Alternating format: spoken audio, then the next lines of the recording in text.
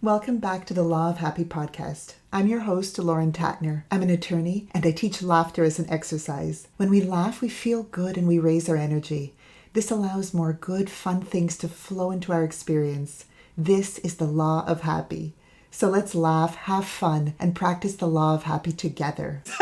I'm excited for you to meet today's special guest, Liliana De Leo. Since 2010, Liliana, founder and president of the Living Laughter Academy, has been dedicated to helping people use laughter as a form of exercise to decrease stress, improve health, and optimize resilience. She's a laughter yoga master instructor trained directly by Dr. Madan Kataria, the founder of Laughter Yoga. A two-time presenter for TEDx Montreal Women, Liliana is an inspirational speaker who offers laughter yoga trainings and workshops across the country. It was a huge honor to have Liliana on the podcast because her work in the laughter yoga community and beyond has inspired me for years and continues to inspire me. Join us in this episode to learn simple, practical tools to help process and manage those heavier emotions, manage stress, let things go, and expand our energy. You'll quickly see why there's so much more to laughter yoga than just laughing. Please join me in giving a warm welcome to Liliana. Welcome, Liliana. I'm so happy that you're here on the Law of Happy podcast. Thank you so much for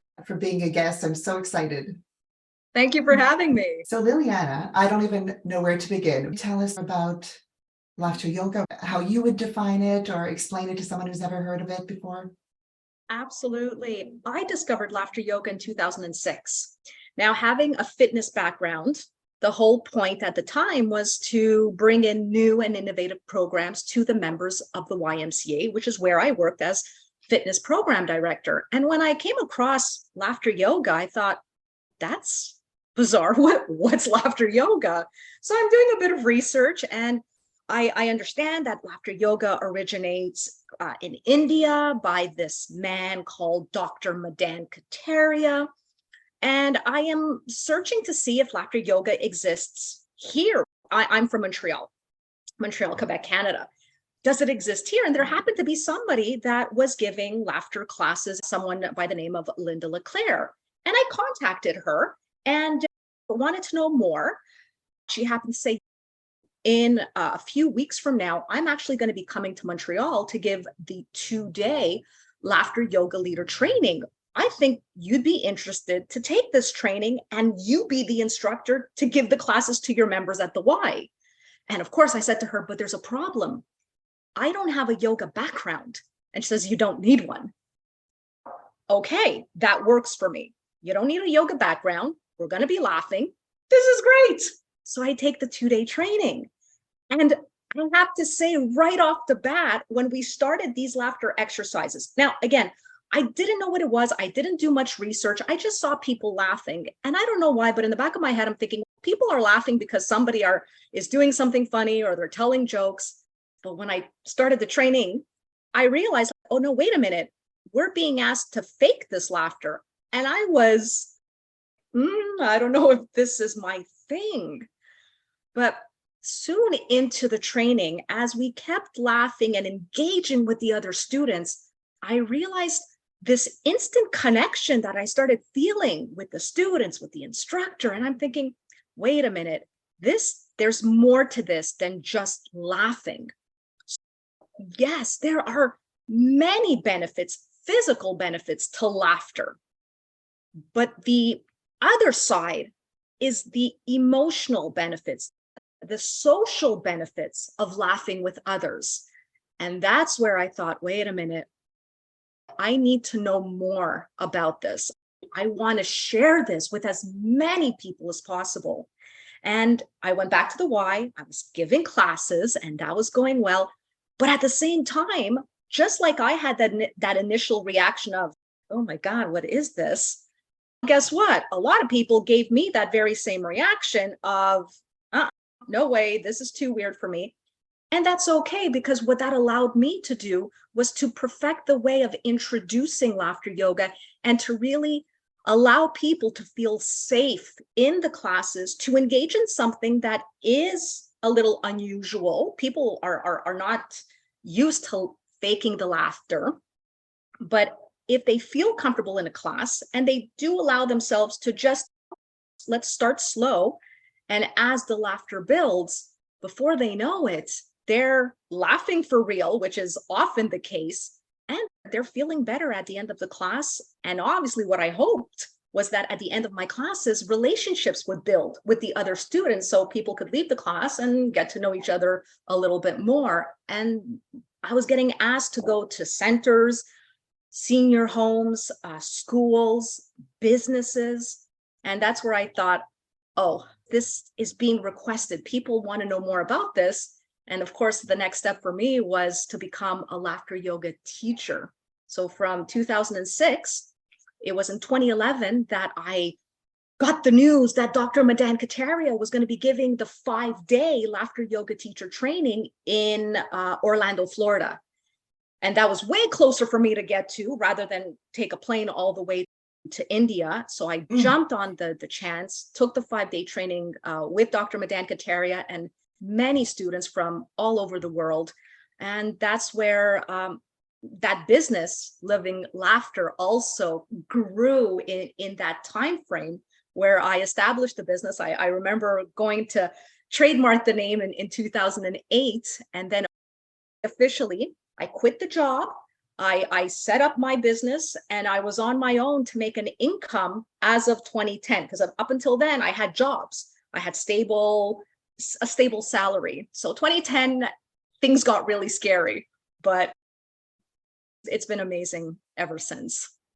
Oh, that's amazing. And to me, laughter yoga helped save my life in a way, because it has helped to allow me to live happier, more joyful. And bad things happen.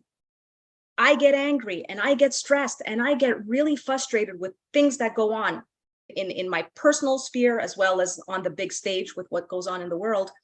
And what laughter yoga has helped me is how to manage those emotions and not let them bury me, basically, to process those emotions, those heavy emotions of whatever it may be, the anger, the fear, the frustration, and just go back and become mindful and take a deep breath, meditate, and also take a deep breath and exhale with a few loud so we could really melt these heavy emotions that could overtake us. Yes, thank you for everything that you shared. There's so much that I want to unpack and discuss with you. And I like this reminder that, you know what, we're all human. No matter what our background is, what we teach, what we know, we're all still human, which is beautiful and important to remember, so that we're gentle with ourselves and that we do experience all of the different emotions, and there are ups and downs, and we do get frustrated. And again, no matter who we are, but it's just about, recognizing that, not beating ourselves up, and then when we can, using the tools that we have to just feel a bit of relief, feel a bit better, and to center and ground ourselves again. So thank you for that reminder that we're all human, which is a beautiful thing. And I wanted to ask you, because now I'm in my mind, I want to ask you how you incorporate or how you remember to laugh, or to what you do on a regular basis so that you can deal with those other emotions and process them. But I also would love to experience a laughter yoga exercise with you and with our listeners, because there's nothing like experiencing it to just get a taste of what it's all about and what it feels like. Times we're in situations where we're nervous about something, whether it's a job interview you may have. This is something that I like to let students know about. When we get out into the real world and we do have an interview, we have an audition, we have something that makes us nervous, maybe being on a TED stage for someone in the future. How do you manage those heavy emotions of being very nervous? So when you're either in the car or in a space where you're on your own, this is a good time to just help manage those emotions. So a few laughter exercises that I do when I get nervous about something. So I like to brush off the judges and laugh them away. So we're very critical about ourselves. We are our toughest critics, and those critics sit on our shoulders every single day. So I like to laugh them away as such.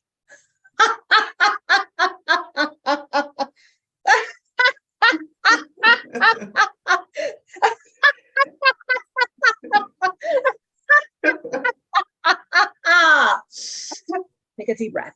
Now, some people may say, okay, but what if I have people in the other room and I can't be laughing loud like that? That's okay. We have something called the silent laugh. So you could do the same thing, brushing the judges silently, or take a deep breath, mouth slightly opened, and laugh without sound.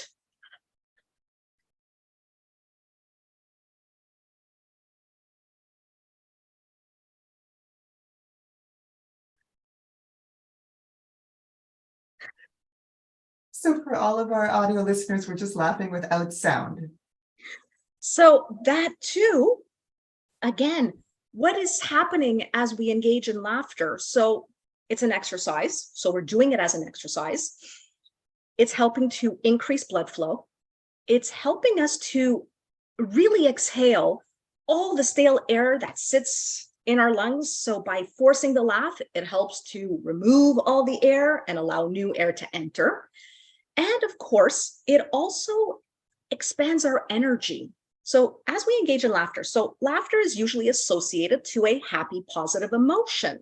Now, I may be laughing not because I'm happy, but I'm laughing as an exercise. There's a really good chance that maybe, just maybe, as I walk out of that room, as I walk out of my car to head to the interview, guess what? The energy will be more expansive. And I will be more inviting to my guests, to my interviewers, to feel comfortable with me. So it's a two-way road here. So when the energy is open and expanded, you feel less stressed.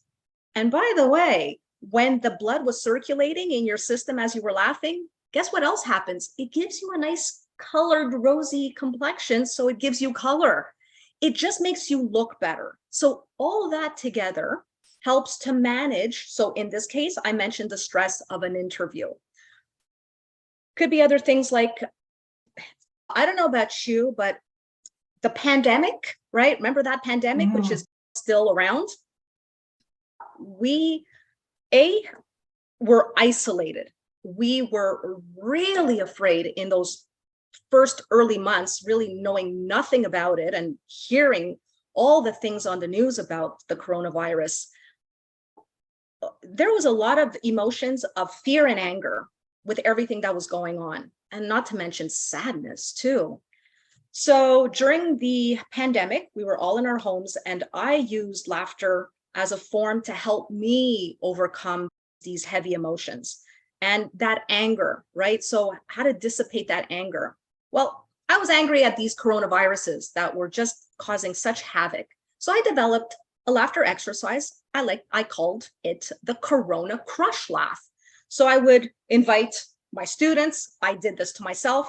So the very first time I did this, I'm like, damn viruses. Imagine some of them were sitting right here in the palm of my hand. So I took my fist, I wind it back 3 times with the sound of and we crushed the viruses while laughing.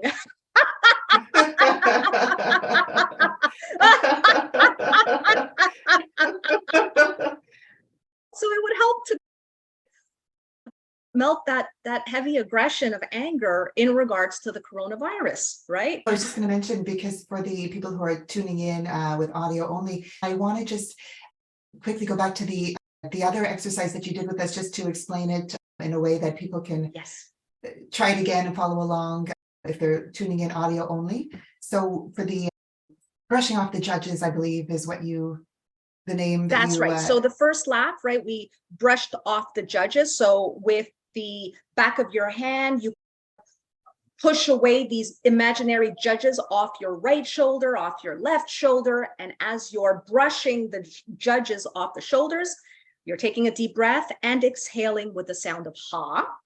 And the second laughter exercise for viewers on audio only, of course, you didn't hear much because I was engaging in a silent laugh. So silent laugh is, I like to invite people to pretend, you know, those moments you're either maybe sitting in a church or sitting in a classroom, you're sitting somewhere where you shouldn't be laughing and something triggers you to laugh and you're holding it in, really trying hard not to make any sound while you are laughing inside, that's a wonderful laughter exercise called a silent laugh. Oh, I love that. Because yes, I find that I guess it happens to all of us. As soon as we tell ourselves not to laugh, or it's not appropriate to laugh, we just want to laugh even more. And so this is a great way to deal with it. We just turn the sound off and we make all the other laughter motions like this. Exactly. And when someone is not used to engaging in fake laughter, this is what I say. Okay, when you go to a gym, when you go exercise, it's hard to get yourself there. And once you get there, you're okay pushing the body through certain exercises where you're working against resistance. And why are you working against resistance? It's because you're trying to make those muscle groups stronger. So you have to work against resistance. Guess what laughter exercises are all about? So now we're going to be laughing and faking it. And that's going to force us to work against that resistance. In our case, it's going to be, we don't feel like laughing. It feels strange to laugh, but it's okay. I am minding myself to push through that resistance. So I am going to make a conscious choice to inhale and take a good deep breath with the sound of aha. And the more you do that, just like exercise and exercising and strengthening your muscles, those actions become easier with time. So does this. Laughing for no reason becomes extremely easy. It's like a switch. You can turn it on and turn it off, snap of the fingers. Yes, I like how you describe this. And the more well, first of all, what's cool is that the body can't tell the difference whether we're choosing to laugh on purpose or something spontaneously makes us laugh. We get the same benefits as long as we're laughing for an extended period of time and doing a belly laugh. And then what you said is so important to remember, that the more we practice it, the more it'll flow and become easier and feel good and feel more natural, just like going to the gym, like you said. Yeah, absolutely. And with time and with age, we lose certain abilities. So lung capacity gets less with time. And exercising our lungs is one really important thing we want to do. Our voices as we age are not as loud, are not as don't resonate as much. So somebody at the end of a room won't be able to hear me. Guess what laughter does? It helps to reinforce, so not only the lungs, but even the voice. So if I do have to speak loud, somebody at the end of the room will be able to hear you better. And this is all part of how laughter strengthens us in other ways. And voice projection is one of them. These are amazing points. And it's just, with laughter, we feel better, but it's so great to know that we're getting all of these other amazing benefits for our whole body. And it's a full body workout and recharge for our mind, body, and spirit. It's a full positive thing for our full self. So I just get so excited that all these words and descriptions want to come out. I hear you. But I hear you. It's amazing. And I wanted to ask you, do you have a morning ritual or a daily, something you do daily to practice feeling good or getting your energy to be higher? Absolutely. So every morning I plant my feet to the floor and I just sit there. I take a deep breath and I just put a smile on my face. So I'll just spread, smile, exercise the facial muscles, and not more than about 10 seconds. And in my mind, there's also I am statements to start off my day. I love to talk about intention. So what's the intention of the day? Who in this day, I am. So depending on what the day presents, if you have a contract or a presentation or something and you're feeling a little bit nervous for that morning, it could be, I am confident, right? Or you get up and maybe you're not feeling so well, right? You're feeling a little bit sick. Get up that morning, I am strong. got to head to the gym and you really don't want to. I am healthy. So start the day off with an I am statement. So feet to the floor, smile, and one I am statement. End it with a very quick thank you. Thank you for what? Just thank you. Thank you for waking up. Just thank you for being alive. But being grateful is another important practice that I incorporate with laughter yoga, which we can mention a little bit later. Mm-hmm. Okay, so that's as soon as I wake up. That's all I can do as soon as I wake up because I need my coffee. So after my coffee, that's where I'm just going to take about 30 seconds on my watch, my phone. I'll just take a deep breath and laugh for 30 seconds. And then my day basically begins. Thank you for sharing all that. I love how you start your day. So many important practices that'll just allow the rest of your day to flow so well. And I wanted to ask you, because like we said before, we're all human. It doesn't matter what we know, what we teach, what we practice, we can still feel those other emotions and feelings which are normal, like frustrated, overwhelmed, upset. What do you do when you catch yourself feeling like having a knee-jerk reaction where you feel frustrated? Is there a practice that you implemented in those moments? I'm happy to say I've gotten a lot better at those knee-jerk reactions, but they still happen.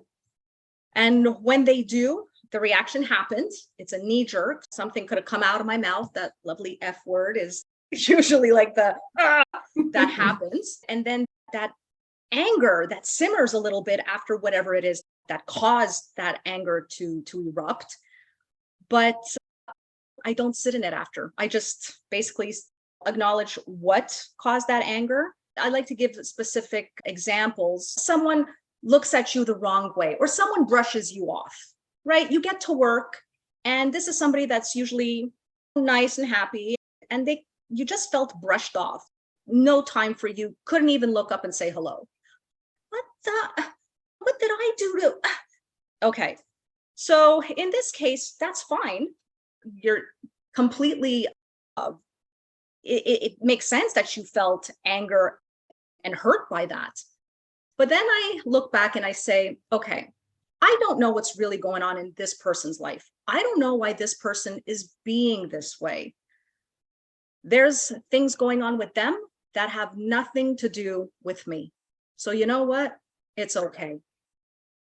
I let it go, and I hope that whatever's going on in their lives gets better for them. And that's it.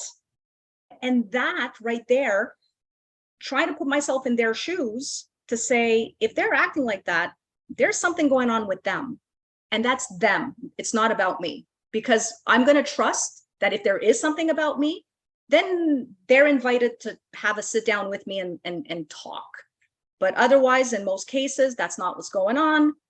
And I go on with my day, and I won't allow that emotion to follow me throughout my entire day. So that's what I talk to myself about. It's like something with them. It's not about me. So it's okay. And on we go. Yes. I love how you described that and gave the example, and I can relate. That's what I try to tell myself too, to not take it personally. And you know what? I find that to do that, we have to feel confident and have a certain sense of self-worth and self-value, and to realize, no, it's not us. Like, we're confident enough in our own skin to know it's not about us. It's their issue, wish them well, but it's not about us.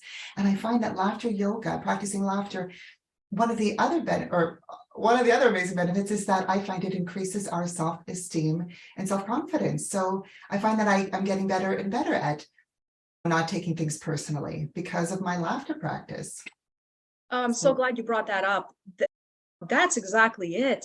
Because when we have low self-esteem and we are craving and wanting people's approval and people's recognition of us, of our existence, and when we don't get it, we're really affected by that when we have very low self-confidence, self-esteem. With the practice of laughter yoga, by just walking taller, expanded energy, head high, we're not engaged in the depressed pose. And what do I mean by engaging in the depressed pose? Shoulders hunched, head down. And what happens in a lot of cases when a lot of people are like that, they're on their phones. So there's that hunched over being on my phone. Again, it has nothing, obviously everybody's on their phone, but now I make a conscious decision that when I do have my phone in my hand, I'm actually bringing my phone a little bit higher up. So it forces me to lift my head up. So something else I'm telling students about, like, you're on your phone, fine, but bring it up. So that way it forces you to sit up and to expand the shoulders and put the head up high and not engaging in that depressed pose. Like you said, being more confident and self-assured, if you don't get the recognition from another person, it doesn't affect you as much. Yes. Yeah. So thank you for that example. It was very helpful. And I want to ask you, because you have such an interesting, incredible background, and the things you do are just, and the way you do it, it's amazing, and you benefit so many people and groups. Is there a question that I didn't ask you that you think I should have asked you? And if so, what is the question and what would your answer be? Well, Not to put it's you a on the question spot. it's a question that a lot of students ask me, and I think it's a question that a lot of people have. How can you engage in laughter when you're depressed, when you just don't feel like laughing? Life is hard, it's difficult, things are heavy, and I get that. Now, how to laugh when you don't feel like laughing? Okay. As human beings, we have something that no one can take away from us. No one. And that's choice, decision. And the choice is up to us. So if you are resolved not to laugh because things are hard and heavy, that's your choice. But there's also the other option, which is to, okay, I don't feel like laughing. Things are difficult right now, but I'm going to choose to laugh. And it's a little bit easier if I have someone who can engage me in laughter. If I have that somebody, then I'll be open to engaging in laughter with them. But even if I don't, it doesn't matter. Of course, I have to know that there's this practice called laughter yoga. So the knowledge will help. And with that knowledge, it's the decision to laugh regardless of whatever is going on. So when people ask me, how do I laugh, even if I don't feel like laughing? Choice. It's all about the choice. And that's the power that you have, that we all have. And if we say yes to it, then there's good chances that seconds of engaging in laughter will feel seconds of just joyfulness and just a bit of happiness, feeling a little bit better. That's what it's all about. And even if you don't feel, again, it's that word is a big word, to feel happy, to be happy. It's not, even if you don't feel happy, but the fact that you engaged in an action that is beneficial for you, that right there is huge. Mm-hmm. And I like that you remind us about that it's our choice. We can choose to continue on in our not so great feelings, and that's okay. And then if we want to, we can think of a thought or do an action like laughter that'll give us a bit of relief if we choose to move up from where we are to just feel a little bit better, or to give ourselves some type of relief. So remembering that it's our choice, and however we're feeling is okay and normal. And then when we want, we have this choice and these tools that we can use to feel a bit better. And so those are great reminders. You do so many incredible things in the within the laughter yoga community, and sharing the importance and benefits and power of laughter with so many people. So I am so honored that you were a guest, the Laugh Happy podcast. Thank you so much for being here, and I hope to laugh with you and speak with you again soon. Yeah, and just thank you, Lauren, for this work that you're doing and having this podcast where you invite people like me to just share how this practice can help people. It's out there, and it's important. It's important for everybody to know that they can incorporate laughter as an exercise in their life. Yes, thank you so much for that. And I'm having a lot of fun with this. And and I get to meet amazing people like you. So thank you. And we can just do a goodbye laughter where we wave course. goodbye and laugh? Okay. So just as we wave.